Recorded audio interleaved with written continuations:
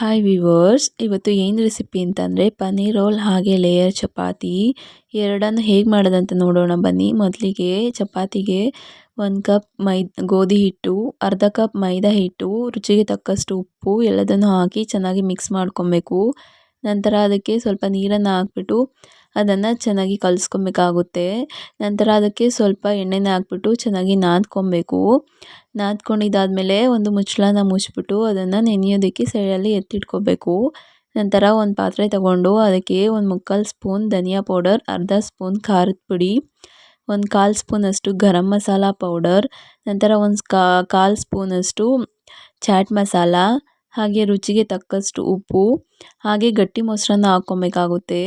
ನೋಡಿ, ಈ ಥರ ಒಂದು ಜರಡಿನಲ್ಲಿ ಮೊಸರನ್ನ ಹಾಕಿಟ್ರೆ ನೀರೆಲ್ಲ ಕೆಳಗೆ ಇಳ್ಕೊಂಡು ಗಟ್ಟಿ ಮೊಸರಾಗಿ ಕನ್ವರ್ಟ್ ಆಗುತ್ತೆ. ಹಾಗೆ ಗಟ್ಟಿ ಮೊಸರನ್ನ ಹಾಕ್ಕೊಬೇಕು. ನಂತರ ಅದಕ್ಕೆ ಒಂದು ಸ್ವಲ್ಪ ಆಮ್ಚೂರ್ ಪೌಡರ್, ಇದರ ಬದಲಾಗಿ ನಿಂಬೆ ಹುಳಿನ ಕೂಡ ಹಾಕ್ಕೋಬೋದು.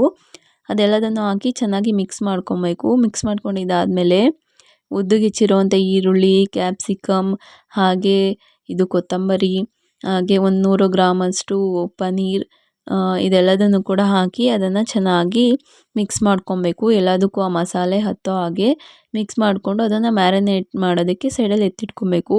ಅದೆಲ್ಲ ಮ್ಯಾರಿನೇಟ್ ಆಗಿದ್ದಾದಮೇಲೆ 1/4 ಗಂಟೆ ಮ್ಯಾರಿನೇಟ್ ಆಗಬೇಕು. ಮ್ಯಾರಿನೇಟ್ ಆಗಿದ್ದಾದಮೇಲೆ ಒಂದು ಬಾಣಲೆನ ತೊಗೊಂಡು ಅದಕ್ಕೆ ಸ್ವಲ್ಪ ಎಣ್ಣೆನ ಹಾಕಿ ಆ ಎಣ್ಣೆ ಕಾದಿದ ನಂತರ ಇದನ್ನೆಲ್ಲ ಸ್ವಲ್ಪ ಫ್ರೈ ಮಾಡ್ಕೊಬೇಕಾಗುತ್ತೆ. ಅದೆಲ್ಲ ಏನಂತಂದರೆ ಹಸಿ ವಾಸನೆ ಹೋಗಬೇಕು, ಅಲ್ಲಿವರೆಗೂ ಅದನ್ನು ಚೆನ್ನಾಗಿ ಫ್ರೈ ಮಾಡ್ಕೊಬೇಕು. ಫ್ರೈ ಮಾಡ್ಕೊಂಡಿದ್ದಾದಮೇಲೆ ಚಪಾತಿ ಮಾಡ್ಕೊಳ್ಳೋಣ. ಲೇಯರ್ ಚಪಾತಿ ಹೇಗೆ ಅಂತಂದರೆ ಅಂಗೈ ಅಗಲದಷ್ಟು ಸ್ವಲ್ಪ ನೋಡಿ, ಸ್ವಲ್ಪ ದಪ್ಪದಾಗೇ ಹರ್ಕೊಂಬಿಟ್ಟು ಅದೇ ರೀತಿ ಇನ್ನೊಂದು ಚಪಾತಿನೂ ಕೂಡ ಹರ್ಕೊಬೇಕಾಗುತ್ತೆ.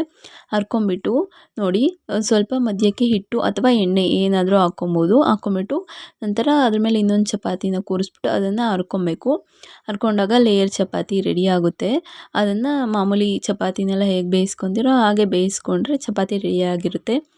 ನೋಡಿ, ಚಪಾತಿ ರೆಡಿಯಾಗಿದ್ದಾದಮೇಲೆ ಅದಕ್ಕೆ ಸ್ವಲ್ಪ ಟೊಮೆಟೊ ಸಾಸ್, ಚಪಾತಿ ರೆಡಿಯಾಗಿದ್ದಾದಮೇಲೆ ಟೊಮೆಟೊ ಸಾಸ್ ಹಾಕ್ಕೊಬೇಕು.